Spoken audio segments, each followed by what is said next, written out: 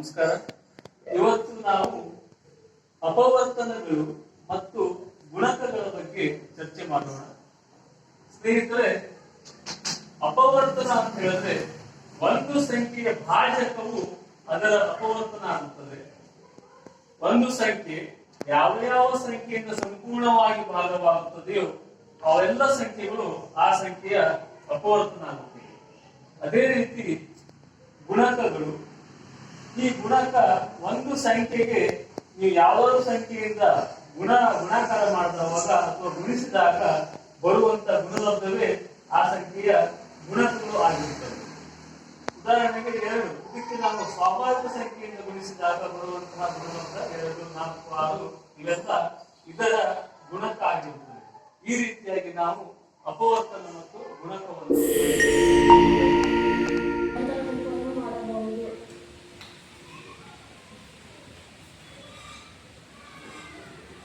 ಒಂದರ ಅಪವರ್ತನ 1.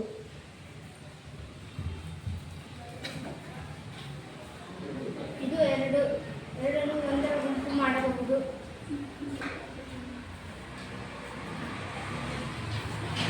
ಇದು 2ರ ಗುಂಪು ಮಾಡಬಹುದು.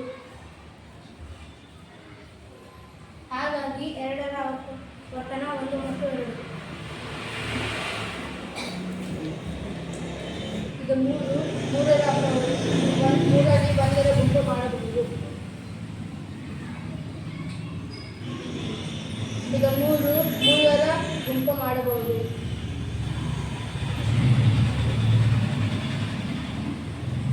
ಹಾಗಾಗಿ 3ರ ಅಪವರ್ತನ 1 ಮತ್ತು 3.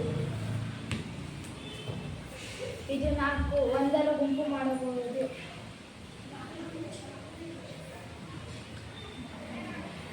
ಎರಡರ ಗುಂಪು ಮಾಡಬಹುದು ಮತ್ತು 4ರ ಗುಂಪು ಮಾಡಬಹುದು.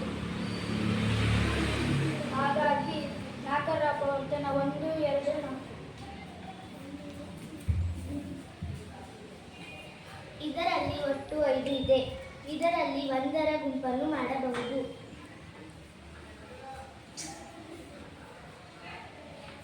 ಇದರಲ್ಲಿ 5ರ ಗುಂಪನ್ನು ಮಾಡಬಹುದು.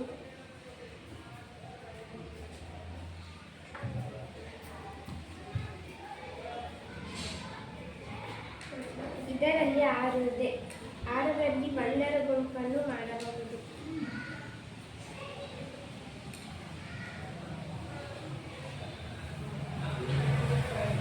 ಹಾಗೂ 2ರ ಗುಂಪನ್ನು ಸಹ ಮಾಡಬಹುದು.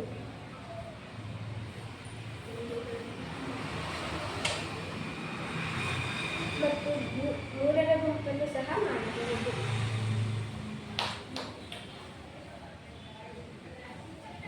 ಮತ್ತು 6ರ ಗುಂಪನ್ನು ಮಾಡಬಹುದು. ಹಾಗಾಗಿ 6ರ ಅಪವರ್ತನ 1, 2 ಮತ್ತು 3, 6.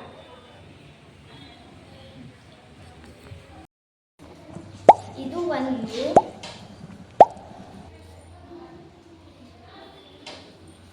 ಇದಕ್ಕೆ ಮತ್ತೊಂದನ್ನು ಸೇರಿಸುತ್ತೇನೆ, 2 ಆಯಿತು. ಇದಕ್ಕೆ ಮತ್ತೊಂದನ್ನು ಸೇರಿಸುತ್ತೇನೆ, 3 ಆಯಿತು. ಹಾಗಾಗಿ 1ರ ಗುಣಕಗಳು 1, 2, 3 ಹಾಗೆ ಮುಂದುವರಿಯುತ್ತವೆ. ಇದು 2. ಇದಕ್ಕೆ ಮತ್ತೆರಡನ್ನು ಸೇರಿಸುತ್ತೇನೆ, 4 ಆಯಿತು. ಇದಕ್ಕೆ ಮತ್ತೆರಡರನ್ನು ಸೇರಿಸುತ್ತೇನೆ, 6 ಆಯಿತು. ಹಾಗಾಗಿ 2ರ ಗುಣಕಗಳು 2, 4, 6 ಹೀಗೆ ಮುಂದುವರಿಯುತ್ತವೆ.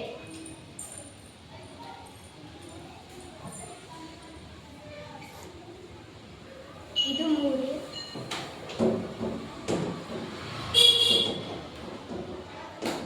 ಇದಕ್ಕೆ ಮತ್ತು 3 ಸೇರಿಸುತ್ತಿದ್ದೇನೆ, 6.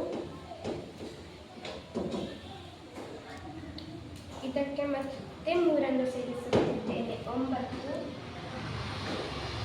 ಹಾಗಾಗಿ 3ರ ಗುಣಕ 3, 6, 9 ಹೀಗೆ ಮುಂದುವರಿಯುತ್ತದೆ. ಇದರಲ್ಲಿ 4 ಇದೆ.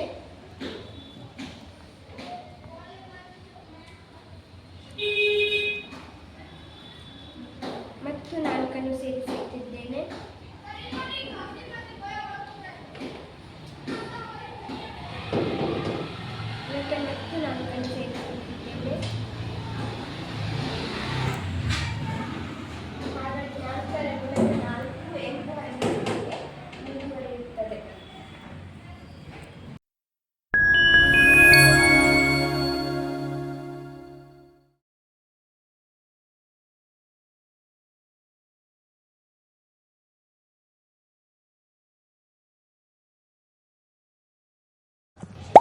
ಎಲ್ಲರಿಗೂ ನಮಸ್ಕಾರ. ಈಗ ನಾವು ಭಾಜ್ಯ ಮತ್ತು ಅವಿಭಾಜ್ಯ ಸಂಖ್ಯೆಗಳನ್ನು ತಿಳಿದುಕೊಳ್ಳೋಣ.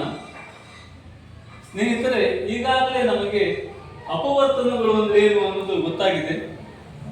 1ರ ಅಪವರ್ತನ 1 ಮಾತ್ರ, 2ರ ಅಪವರ್ತನ 1 ಮತ್ತು 2, 3ರ ಅಪವರ್ತನ 1 ಮತ್ತು 3, 4ರ ಅಪವರ್ತನ 1, 2 ಮತ್ತು 4, 5ರ ಅಪವರ್ತನ 1 ಮತ್ತು 5, ಹಾಗೆ 6ರ ಅಪವರ್ತನ 1, 2, 3 ಮತ್ತು 6. ಇಲ್ಲಿ ನೋಡಿ ಸ್ನೇಹಿತರೆ, ಈಗ ಕೆಲವೊಂದು ಸಂಖ್ಯೆಗಳಿಗೆ ಕೇವಲ 2 ಅಪವರ್ತನಗಳು ಇವೆ. ಉದಾಹರಣೆಗೆ 2 ನೋಡಿ, ಇದಕ್ಕೆ 1 ಮತ್ತು 2 ಕೇವಲ 2 ಅಪವರ್ತನಗಳು ಮಾತ್ರ ಇದೆ. ಅದೇ ರೀತಿ 3ಕ್ಕೂ ಕೂಡ 2 ಅಪವರ್ತನಗಳು ಮಾತ್ರ ಇದೆ. ಹಾಗೆ 5ಕ್ಕೆ ಕೇವಲ 2 ಅಪವರ್ತನಗಳು ಮಾತ್ರ ಇದೆ. ಹೀಗೆ ಯಾವ ಸಂಖ್ಯೆಗೆ ಕೇವಲ 2 ಅಪವರ್ತನಗಳು ಬರ್ತದೆಯೋ ಅಂತಹ ಸಂಖ್ಯೆಗಳಿಗೆ ನಾವು ಅವಿಭಾಜ್ಯ ಸಂಖ್ಯೆಗಳು ಅಂತೇಳಿ ಕರಿತೇವೆ. 4 ನೋಡಿ, 1 2 4 3 ಅಪವರ್ತನಗಳು ಬಂದಿದೆ. ಅದೇ ರೀತಿ 6ಕ್ಕೆ ನೋಡಿ, 1 2 3 6 4 ಅಪವರ್ತನಗಳು ಬಂದಿದೆ. ಈ ರೀತಿಯಾಗಿ ಯಾವ ಸಂಖ್ಯೆಗಳಿಗೆ 2ಕ್ಕಿಂತ ಹೆಚ್ಚು ಅಪವರ್ತನಗಳು ಬರ್ತದೆಯೋ ಆ ಸಂಖ್ಯೆಗಳಿಗೆ ನಾವು ಭಾಜ್ಯ ಸಂಖ್ಯೆಗಳು ಅಂತೇಳಿ ಕರಿತೇವೆ. ಆದರೆ 1ಕ್ಕೆ ಮಾತ್ರ ಕೇವಲ ಒಂದೇ ಅಪವರ್ತನ ಇದೆ. ಇದು 1 ಅನ್ನುವಂಥದ್ದು ಭಾಜ್ಯವೂ ಅಲ್ಲ, ಅವಿಭಾಜ್ಯವೂ ಅಲ್ಲ. ಧನ್ಯವಾದಗಳು.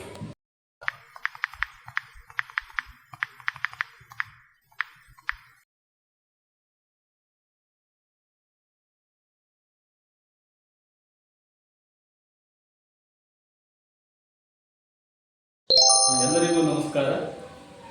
ಈಗ ಸಮ ಮತ್ತು ಬೆಸ ಸಂಖ್ಯೆಗಳ ಬಗ್ಗೆ ನಾವು ತಿಳಿದುಕೊಳ್ಳೋಣ.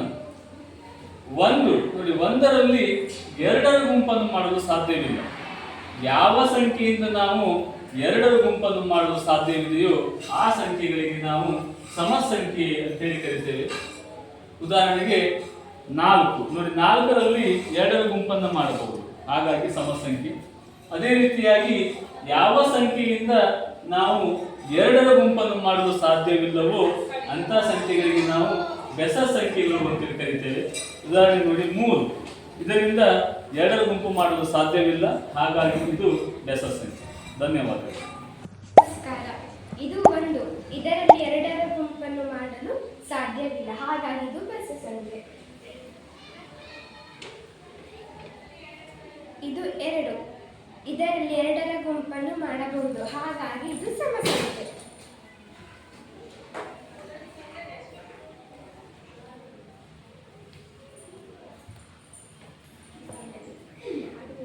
ಇದು 3 ಇದರಲ್ಲಿ 2ರ ಗುಂಪನ್ನು ಮಾಡಲು ಸಾಧ್ಯವಿಲ್ಲ, ಹಾಗಾಗಿ ಇದು ಬೆಸ ಸಂಖ್ಯೆ.